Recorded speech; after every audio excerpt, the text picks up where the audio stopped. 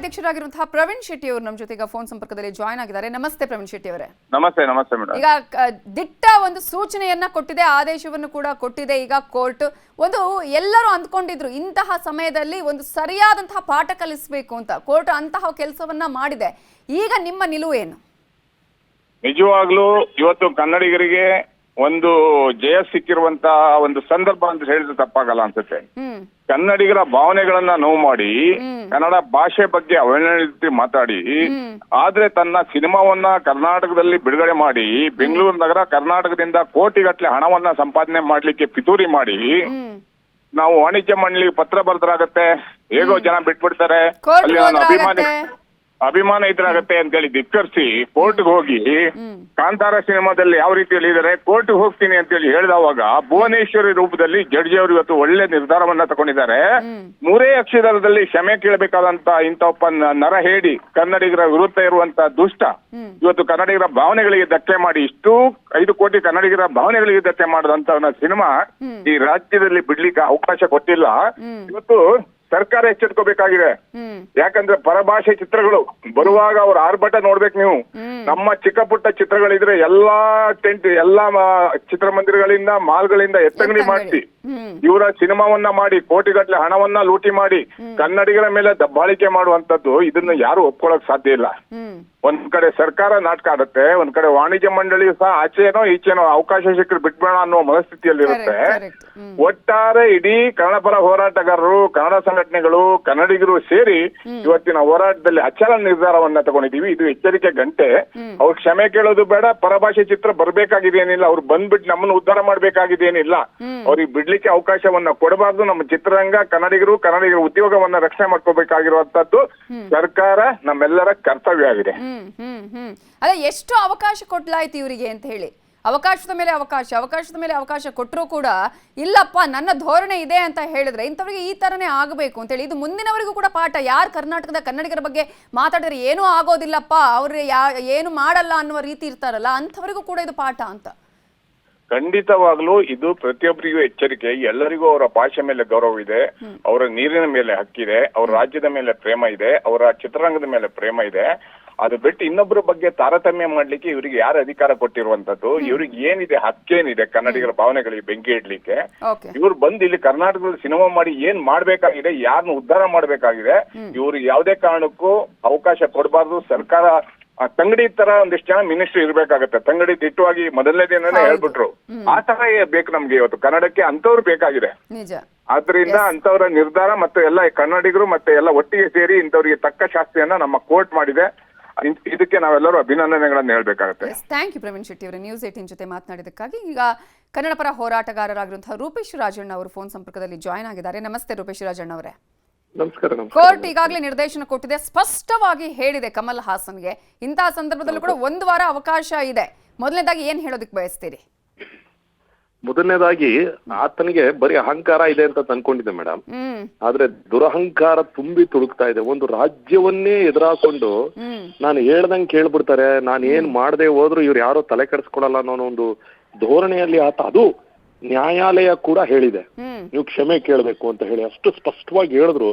ಅದಕ್ಕೂ ಬಗ್ಗದೆ ಇವನು ಇಷ್ಟೆಲ್ಲ ದುರಹಂಕಾರ ಮಾಡ್ತಾ ಇದ್ದಾನೆ ಅಂತ ತಂದಾಗ ನಾನು ಮನವಿ ಮಾಡ್ಕೊಳ್ತೀನಿ, ಕನ್ನಡ ಚಲನಚಿತ್ರ ವಾಣಿಜ್ಯ ಮಂಡಳಿಯವರಾಗಿರ್ಬೋದು, ಹಂಚಿಕೆದಾರರು, ಥಿಯೇಟರ್ ಅವ್ರಿಗೆ ಅವನ್ ಕ್ಷಮೆ ಕೇಳಿದ್ರೂ ಸಹ ಈ ಚಿತ್ರವನ್ನ ಬಿಡುಗಡೆ ಮಾಡಬಾರದು. ಮತ್ತೆ ನಮ್ಮ ಕನ್ನಡಿಗರು ಯಾರೂ ಸಹ ಹೋಗಿ ಚಿತ್ರಕ್ಕೆ ಬೆಂಬಲವನ್ನ ಕೊಡಬಾರದು. ಇವನಿಂದ ಕನ್ನಡವಲ್ಲ ಅಥವಾ ಕರ್ನಾಟಕವಲ್ಲ, ಈತ ತನಗ ಏನೋ ಒಂದಷ್ಟು ಬಿಸ್ನೆಸ್ ಮಾಡ್ಕೋಬೇಕು, ಅದಕ್ಕೋಸ್ಕರ ಬರ್ತಾರ. ಆಮೇಲೆ ನಾವೆಲ್ಲ ಅಷ್ಟೊಂದು ಬೇಡ್ಕೊಳ್ಳೋ ಅವಶ್ಯಕತೆ ಇಲ್ಲ. ನೀವು ಕ್ಷಮೆ ಕೇಳಿ ನಾವ್ಯಾಕೆ ಬೇಡ್ಕೋಬೇಕು ಆತನಿಗೆ? ಆತ ಯಾರು? ಆತನಿಗೂ ಕರ್ನಾಟಕಕ್ಕೂ ಏನ್ ಸಂಬಂಧ? ಇವತ್ತು ಕೋರ್ಟ್ ಕೊಟ್ಟಿರ್ತಕ್ಕಂಥ ಆದೇಶವನ್ನು ಅವರಷ್ಟು ಕ್ಷಮೆ ಕೇಳಿ ಅಂತ ಹೇಳಿದ ಮೇಲೂ ಈತ ಇಷ್ಟು ದುರಹಂಕಾರದಿಂದ ತಾನು ಹೇಳಿದ್ದೆ ಇದು ಅಂತ ಅನ್ನೋ ರೀತಿ ಒಂದು ಮೊಂಡತನವನ್ನ ಪ್ರದರ್ಶನ ಮಾಡ್ತಾ ಇರೋದಿದೆಯಲ್ಲ, ನಿಜಕ್ಕೂ ಇದು ಬಹಳ ಆತನಿಗೆ ಅದು ಅಸಹ್ಯ ಅಂತ ಅನ್ಸ್ಬೇಕು. ಇಷ್ಟು ಪ್ರಬುದ್ಧ ಇರ್ತಕ್ಕಂಥ ಆಶ್ಚರ್ಯ ಅಂತ ಅನ್ಸಿದ್ದು, ಕರ್ನಾಟಕದಲ್ಲಿ ರಿಲೀಸ್ ಮಾಡಲ್ಲ, ಬೇರೆ ಕಡೆ ನಾವು ರಿಲೀಸ್ ಮಾಡ್ತೀವಿ ಅಂತ ಹೇಳಿ ಮತ್ತೆ ಅವರ ವಕೀಲರು ಹೇಳ್ತಾರೆ. ಹಂಗಾರೆ ಇಲ್ಲಿ ಕೋರ್ಟ್ಗೆ ಹೋಗೋ ಅವಶ್ಯಕತೆ ಇಲ್ಲ, ನಮಗೆ ಕರ್ನಾಟಕನೇ ಬೇಡ ಅಂತ ಹೇಳಿದ್ರೆ ಮುಗ್ದೇ ಹೋಗ್ತಿತ್ತಲ್ಲ. ಅಲ್ಲ, ಅವರು ಕೋರ್ಟ್ಗೆ ಹೋಗೋ ಬದಲು ಅವ್ರದೇ ಫೇಸ್ಬುಕ್ ಪೇಜ್ ಅಲ್ಲಿ ನನ್ ಕರ್ನಾಟಕ ಅವಶ್ಯಕತೆನೇ ಇಲ್ಲ ಅಂತ ಹೇಳಿ ಆಯ್ತು, ಇದೊಂದು ಚಿತ್ರ ರಿಲೀಸ್ ಮಾಡ್ದೇನೆ ಸುಮ್ನೆ ಇರ್ಬಿಡ್ಬೋದು. ಇನ್ ನಾಳೆ ದಿನ ಅವ್ರದ್ದು ಇನ್ನೇನು ಇನ್ನು ಕರ್ನಾಟಕಕ್ಕೆ ಬರಂಗಿಲ್ಲ ಅವರು. ಆಯ್ತು, ಅವ್ರ ಕರ್ನಾಟಕಕ್ಕೆ ಬಂದು ಹೋಗ್ಬೇಕಾಗತ್ತ, ಆಯ್ತು ಬಂದ್ಬಿಟ್ಟು ಅವ್ರಿಗೆ ಇಷ್ಟ ಬಂದಂಗೆ ಇದ್ಬಿಟ್ಟು ಅವ್ರಿಗೆ ಬೇಡ ಅಂತ ಅಂದ್ಮೇಲೆ ನಮಗೂ ಅವ್ರು ಬೇಕಾಗಿಲ್ಲ, ಅವ್ರು ಕಟ್ಕೊಂಡು ನಾವೇನ್ ಮಾಡೋಣ? ಏನಾಗ್ಬೇಕಾಗಿದೆ ಅವರಿಂದ ನಮ್ಗೆ? ಆತನಿಗೂ ಕರ್ನಾಟಕಕ್ಕೂ ಏನ್ ಸಂಬಂಧ? ಅಂದ್ರೆ ಒಂದೇನು ಅಂತಂದ್ರೆ ಈ ವಿಚಾರ ನೋಡಿ, ಈಗ ನೀವು ಮಾಧ್ಯಮಗಳು ಅಷ್ಟು ದೊಡ್ಡ ಮಟ್ಟದಲ್ಲಿ ಸುದ್ದಿ ಮಾಡಿ ಈ ವಿಷಯವನ್ನ ತಲುಪಿಸಿದ್ರಿ, ವಾಣಿಜ್ಯ ಮಂಡಳಿ, ಹೋರಾಟಗಾರರು, ಕನ್ನಡಿಗರು ಇಷ್ಟೆಲ್ಲಾ ಇದ್ದರೂ ಸಹ ನಾನು ಬಗ್ಗಲ್ಲ ಅಂತಂದ್ರೆ ಅಷ್ಟು ಪ್ರಬುದ್ಧತೆ ಇರ್ತಕ್ಕಂಥ ನಟನ್ಗೆ ನಿಜಕ್ಕೂ ನಾಚಿಕೆ ಆಗತ್ತೆ ಮೇಡಮ್. ನಾವಂತೂ ಕ್ಲಿಯರ್ ಇದೀವಿ, ಆತ ತಲೆ ತಗ್ಸೋವರೆಗೂ ನಮ್ಮ ನಾಡಿಗೆ ಮತ್ತೆ ಆತನ ಹೇಳಿಕೆಯನ್ನು ಹಿಂಪಡಿಲಿಲ್ಲ ಅಂತಂದ್ರೆ ಯಾವುದೇ ಕಾರಣಕ್ಕೂ ಅವಕಾಶ ಕೊಡೋದಿಲ್ಲ. ಎಸ್, ಈಗ ಎಲ್ಲರಿಗೂ ಈಗ ಏನ್ ಗೊತ್ತಾ, ಇಲ್ಲಿವರೆಗೂ ಕೂಡ ಒಂದು ತಾಳ್ಮೆ ಇತ್ತು. ಅಟ್ಲೀಸ್ಟ್ ಈಗ ಒಂದು ಕ್ಷಮೆ ಕೇಳಿದ್ರೆ ರಿಲೀಸ್ ಮಾಡ್ಬಿಡೋಣಪ್ಪ, ಮಾಡೋದಕ್ಕೆ ಅವಕಾಶ ಕೊಡೋಣ ಅನ್ನುವಂಥ ಒಂದು ಮನಸ್ಥಿತಿ ಎಲ್ರಿಗೂ ಕೂಡ. ಬಟ್ ಇಷ್ಟರ ಮಟ್ಟಿಗೆ ಹೋದ್ಮೇಲೆ ಇನ್ನು ಕ್ಷಮೆ ಕೇಳಿದ್ರು ಬೇಡ ಅನ್ನುವಂಥ ಮನಸ್ಥಿತಿಗೆ ಬಂದಿದ್ದಾರೆ ಎಲ್ಲ ಕನ್ನಡಿಗರು ಅಂತ. ಅಲ್ಲ, ಇನ್ನೊಂದು ಏನ್ ಗೊತ್ತಾ ಮೇಡಮ್, ಅದು ಕೋರ್ಟ್ ಅವರು ಕರೆಕ್ಟ್ ಆಗಿ ಕೇಳಿದಾರೆ ನೋಡಿ, ನ್ಯಾಯಾಲಯ ಇದೇನು ಭಾಷಾ ತಜ್ಞನ ಏನು ವಿಚಾರ ಏನ್ ಬಹಳ ತಿಳಿದಂತವ್ರೆ, ಖಾಲಿ ಒಬ್ಬ ನಟ ನಿರ್ದೇಶಕ ಏನ್ ಹೇಳ್ತಾನೆ ಆ ರೀತಿ ನಟಿಸ್ಬಿಟ್ಟು ದುಡ್ಡು ಇಸ್ಕೊಂಡ್ ಮನೆಗೆ ಹೋಗಂತ ಒಬ್ಬ ನಟ ಈತ ಬಂದು ಆಮೇಲೆ ಇನ್ನೊಂದ್ ನೋಡಿ, ಈ ಕ್ಷಮೆ ಕೇಳೋದಾಗಿದ್ರೆ ಮೇಡಮ್, ಈ ಘಟನೆ ನಡೆದು 2 ದಿನಕ್ಕೆ ವಿಷಯ ಗೊತ್ತಾದಾಗ್ಲೇ ಅಯ್ಯೋ ಈ ತರದೊಂದು ಸ್ಟೇಟ್ಮೆಂಟ್ ಮಾಡ್ಬಿಟ್ಟಿದೀನಿ, ನನ್ನಿಂದ ತಪ್ಪಾಗಿದ್ರೆ ಕ್ಷಮಿಸಿ ಅಂತ ಅವತ್ ಕೇಳಿದ್ರು ಓಕೆ, ಈಗ ಕೇಳಿದ್ರೆ ಅಕ್ಸೆಪ್ಟ್ ಮಾಡಬಾರ್ದು. ಯಾಕೆ ಗೊತ್ತಾ, ಈಗ ಕೇಳ್ತಾ ಇರೋದತ್ತ ಬಿಸ್ನೆಸ್ಗೋಸ್ಕರ. ಈ ಕ್ಷಮೆ ನಿಜವಾದ ಕ್ಷಮೆ ಅಲ್ಲ, ಇದು ನಾಟಕದ ಕ್ಷಮೆ. ಕೂಡ ಪ್ರಶ್ನೆ ಮಾಡುತ್ತೆ, ನೀವು ಇಲ್ಲಿ ಬಂದಿರೋದೇ ಪೊಲೀಸ್ ಪ್ರೊಟೆಕ್ಷನ್ಗೋಸ್ಕರ, ನಿಜವಾದಂತಹ ನಿಮ್ಗೆ ಅಲ್ಲಿ ಭಾವನೆಗಳು ಇಲ್ಲ ಅನ್ನೋದನ್ನ ಕೂಡ ಕೋರ್ಟ್ ಆಗ್ಲೂ ಕೂಡ ಮೆನ್ಷನ್ ಮಾಡುತ್ತೆ. ಖಚಿತವಾಗಿಯೂ ಈತ ಅದಲ್ದೆ ಓಲಿ ಮೊನ್ನೆ ಕೋರ್ಟ್ಗೆ ಹೋಗಕ್ಕೂ ಮುಂಚೆನಾದ್ರೂ ಒಂದ್ ಕ್ಷಮೆ ಅಂದಿದ್ರು ನೋಡೋಣ, ಆದ್ರೆ ಕೋರ್ಟ್ಗೂ ಹೋಗಿ ಈಗ ಕೋರ್ಟ್ ಮುಗಿದ ಮೇಲೆ ಮತ್ ಬಂದದೆ ನಾನು ಇಲ್ಲಿ ರಿಲೀಸ್ ಮಾಡಲ್ಲ ಅಲ್ಲೇನೋ ಏನಾದ್ರೂ ಆಗ್ಲಿ ಮೇಡಮ್, ಇವತ್ತಿಲ್ಲ ನಾಳೆ ಇಲ್ಲ, ಇನ್ 10 ದಿನ ಅಲ್ಲ, ಇನ್ನೊಂದು ವರ್ಷ ಅಲ್ಲ, ಆತ ಕ್ಷಮೆ ಕೇಳಿ ತನ್ನ ಹೇಳಿಕೆಯನ್ನು ಹಿಂಪಡದೆ ಕರ್ನಾಟಕಕ್ಕೆ ಬರ್ಬೇಕೆ ಹೊರತು ಇದನ್ನ ಯಾವುದೇ ಕಾರಣಕ್ಕೂ ಕನ್ನಡಿಗರು ಮರೆಯಲ್ಲ. ನಿಜ. ಈಗ ಚೇಂಬರ್ ಕೂಡ ಬದ್ಧತೆ ತೋರಿಸ್ಬೇಕಾಗತ್ತೆ ಇಲ್ಲಿ ಅಂತ ಹೇಳಿ, ಯಾಕಂದ್ರೆ ಮೊನ್ನೆ ಎಲ್ಲ ಆದಂತಹ ಸಂದರ್ಭದಲ್ಲಿ ಒಂದಷ್ಟು ಕನ್ನಡಿಗರಿಗೆ ಬೇಜಾರಾಯ್ತು, ಏನಪ್ಪ ಇವರು ಕ್ಷಮೆ ಕೇಳಿ ಅಂತ ಕಾಯ್ತಾ ಇದ್ದಾರೆ, ಕೇಳ್ತಾ ಇದ್ದಾರೆ, ನಾವೇ ಕಾಂಟ್ಯಾಕ್ಟ್ ಮಾಡ್ತೀವಿ ಅಂತ ಹೇಳ್ತಾರೆ ಅಂತ ಹೇಳಿ. ಈಗ ಅಲ್ಲ, ಬದ್ಧತೆ ತೋರಿಸುವಂತಹ ಸಮಯ ಬಂದಿದೆ ಇಲ್ಲಿ ಅಂತ. ನಾವು ಮೊನ್ನೆಯಿಂದನೂ ಅದನ್ನೇ ಹೇಳ್ತಾ ಇರೋದು ಮೇಡಮ್. ಫಿಲ್ಮ್ ಚೇಂಬರ್ ಒಂದು ಸ್ಟಾರ್ಟಿಂಗ್ ಅಲ್ಲಿ ಸ್ವಲ್ಪ ಅಡ್ಡಿಗೌಡ ಮೇಲೆ ದೀಪ ಇಟ್ಟ ತರ ಮಾತಾಡ್ತಾ ಇದ್ರು ಯಾರೋ, ನಾನು ಅದಕ್ಕೆ ಅವ್ರಿಗೆ ಹೇಳಿದ್ದು ನಿಮ್ಮ ಮಾಧ್ಯಮಗಳ ಮುಖಾಂತರ, ಒಂದು ಕಮಲ್ ಹಾಸನ್ ಪರ ಇರಿ, ಇಲ್ಲ ಕನ್ನಡಿಗರ ಪರ ಇರಿ, ನೀವ್ ಎರಡನ್ನೂ ಬ್ಯಾಲೆನ್ಸ್ ಮಾಡೋದಕ್ಕೆ ಹೋಗ್ಬೇಡಿ. ಇಲ್ಲ ಒಂದ್ ಅವ್ರ ಪರ ಇರ್ತೀರಿ ಹಂಗಿದ್ ಬಿಡಿ, ಇಲ್ಲ ಹಿಂಗಿದ್ ಬಿಡಿ ಅನ್ನೋದು. ಇವತ್ತಿನ ಸನ್ನಿವೇಶ ನೋಡಿದ್ರೆ ಅವರು ನಮ್ಮ ಪರವಾಗಿ ನಿಂತಿದ್ದಾರೆ, ಬಹಳ ಗಟ್ಟಿಯಾಗಿ ನಿಂತ್ಕೋಬೇಕು ಈ ವಿಚಾರದಲ್ಲಿ, ಸ್ವಾಭಿಮಾನದ ಪ್ರಶ್ನೆ. ಸೊ ಆ ನಿಟ್ಟಿನಲ್ಲಿ ನಾವೆಲ್ಲರೂ ಸಹ ಒಂದು ದೊಡ್ಡ ಧ್ವನಿಯಾಗಿ ಈತನ ಅಹಂಕಾರವನ್ನು ಅಡಗಿಸುವಂತ ಕೆಲಸವನ್ನು ಮಾಡಬೇಕು ಅಂತ ಅನ್ನೋದು ನನ್ನ ಒಂದು ಮನವಿ ಮೇಡಮ್. ಈಗ 1 ವಾರಗಳ ಕಾಲ ಅವಕಾಶ ಕೂಡ ಕೊಟ್ಟಿದೆ ಕೋರ್ಟ್, ನೀವು ಮಾತನಾಡ್ಕೊಳ್ಳಿ ಫಿಲ್ಮ್ ಚೇಂಬರ್ ಜೊತೆಗೆ ಅನ್ನುವಂಥದ್ದು. ಆ ಸಂದರ್ಭದಲ್ಲಿ ಈಗ ಎಲ್ಲರ ಇರುವಂತದ್ದು ಫಿಲ್ಮ್ ಚೇಂಬರ್ ಜೊತೆ ಇವ್ರು ಮಾತಾಡೋದಕ್ಕೆ ಬರ್ತಾರೆ. ಈಗ ಸಿನಿಮಾ ರಿಲೀಸ್ ಆಗ್ಬೇಕು ಅಂತ ಹೇಳಿದ್ರೆ ಖಂಡಿತ ಬರ್ತಾರೆ, ಹಿಂಗ್ ಮಾಡೋಣ ಹಾಗೆ ಮಾಡೋಣ ಅಂತ ಹೇಳಿ. ಬಟ್ ಆಗ ಇರೋದು ಏನ್ ಮಾಡ್ತಾರೆ ಫಿಲ್ಮ್ ಚೇಂಬರ್ ಅವರು, ಅವರ ಬದ್ಧತೆ ಅಂತ ಹೇಳಿ ಅವ್ರೀಗ ಹೇಳ್ತಿದ್ದಾರೆ, ಇಲ್ಲ ಕ್ಷಮೆ ಕೇಳದ ಹೊರತು ಸಿನಿಮಾ ರಿಲೀಸ್ ಮಾಡೋದಿಲ್ಲ ಅಂತ ಹೇಳಿ. ಆ ನಂತರ ಕೂಡ ಮಾಡಬಾರ್ದು ಅನ್ನೋದೇ ಎಲ್ಲರ ಒತ್ತಾಯ ಇರೋದು ಈಗ ಅಂತ.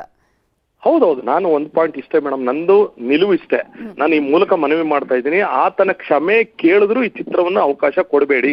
ಆತ ಕರ್ನಾಟಕ ಫಿಲ್ಮ್ ಚೇಂಬರ್ ಬಂದ್ರೆ ನಾವೆಲ್ಲ ಕಪ್ಪು ಪಟ್ಟಿ ಪ್ರದರ್ಶನವನ್ನ ಮಾಡ್ತೀವಿ. ಫಿಲ್ಮ್ ಚೇಂಬರ್ ಅವರು ಆತನ ಅಲೋನೆ ಮಾಡಬಾರ್ದು. ಆತ ಯಾರು ಇಲ್ಲಿಗೆ ಬರೋದಕ್ಕೆ? ಆತನಿಗೂ ಇಲ್ಲಿಗೂ ಏನ್ ಸಂಬಂಧ? ಕ್ಷಮೆ ಕೇಳಿದ್ರು ಇದರಲ್ಲಿ ಒಂದು ಪಾಠ ಕಲಿಸ್ಬೇಕು. ಇದನ್ನ ಯಾವುದೇ ಕಾರಣಕ್ಕೂ ಕರ್ನಾಟಕದಲ್ಲಿ ಬಿಡುಗಡೆ ಮಾಡಲ್ಲ. ಆಯ್ತು, ನಾಳೆ ದಿನ ಒಂದು ಕೋರ್ಟ್ ಇಂದ ಒಂದು ಆದೇಶ ತಂದ್ರು, ಹಂಚಿಕೆದಾರರು, ಚಲನಚಿತ್ರ ವಾಣಿಜ್ಯ ಮಂಡಳಿ, ಥಿಯೇಟರ್ ಅವರು, ನಾವು ಮಾತ್ರ ಈ ಚಿತ್ರಕ್ಕೆ ಸಹಕಾರ ಕೊಡಲ್ಲ ಅನ್ನೋ ಗಟ್ಟಿ ನಿಲುವು ಬರ್ಬೇಕು. ಕ್ಷಮೆ ಕೇಳಿದ್ರು ಕೂಡ, ಯಾಕಂದ್ರೆ ಈ ಕೇಳೋ ಕ್ಷಮೆ ನಾಟಕದ ಕ್ಷಮೆ, ಈ ಕೇಳೋ ಕ್ಷಮೆ ಬಿಸ್ನೆಸ್ ಕ್ಷಮೆ, ಪ್ರೀತಿಯ ಕ್ಷಮೆ ಅಲ್ಲ, ನಿಜವಾದ ಕಾಳಜಿಯ ಕ್ಷಮೆ ಅಲ್ಲ. ಇದನ್ನ ನಾವ್ಯಾರು ಒಪ್ಕೋಬಾರದು ಅಂತ ಅನ್ನೋದು ನನ್ನ ನಿಲುವು ಮೇಡಮ್. ನಿಜ ನಿಜ. ಧನ್ಯವಾದಗಳು ರೂಪೇಶ್ ರಾಜಣ್ಣ ಅವರೇ, ನ್ಯೂಸ್ 18 ಜೊತೆ ಮಾತನಾಡಿದ್ದಕ್ಕಾಗಿ. ಇದು ಕನ್ನಡ ಪರ ಹೋರಾಟಗಾರರ ನಿಲುವಾಗಿದೆ. ಕನ್ನಡ ಪರ ಹೋರಾಟಗಾರರು ಯಾವಾಗ ಈ ರೀತಿ ಅಂತ ಒಂದು ಹೇಳಿಕೆ ಬಂತು, ಅಲ್ಲಿಂದ ಇಲ್ಲೇವರೆಗೂ ಕೂಡ ಒಂದು ನಿಲುವನ್ನ ತೋರಿಸಿದ್ದಾರೆ. ಜೊತೆಗೆ ಅನೇಕ ಹೋರಾಟಗಳು ನಡೆದಿದೆ, ಪ್ರತಿಭಟನೆಗಳು ನಡೆದಿದೆ. ಫಿಲ್ಮ್ ಚೇಂಬರ್ಗೆ ಮನವಿಯನ್ನ ಮಾಡಿಕೊಂಡ್ರು. ಫಿಲ್ಮ್ ಚೇಂಬರ್ ಕೂಡ ಈ ವಿಚಾರದಲ್ಲಿ ಇದೀಗ ಒಂದು ನಿಲುವನ್ನ ತಾಳುವಂತಹ ಒಂದು ಪರಿಸ್ಥಿತಿಯನ್ನ ತಂದೊಡ್ಡಿದ್ದನ್ನ ಕೂಡ ನಾವಿಲ್ಲಿ ಗಮನಿಸಬಹುದು.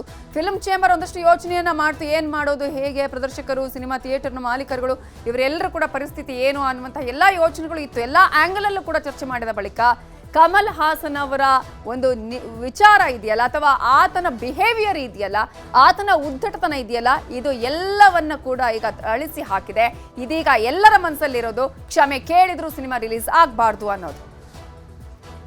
ಸೊ ಕ್ಷಮೆ ಕೇಳದಿದ್ರೆ ಯಾವುದೇ ತಮಿಳು ಚಿತ್ರ ರಿಲೀಸ್ಗೆ ಬಿಡಲ್ಲ.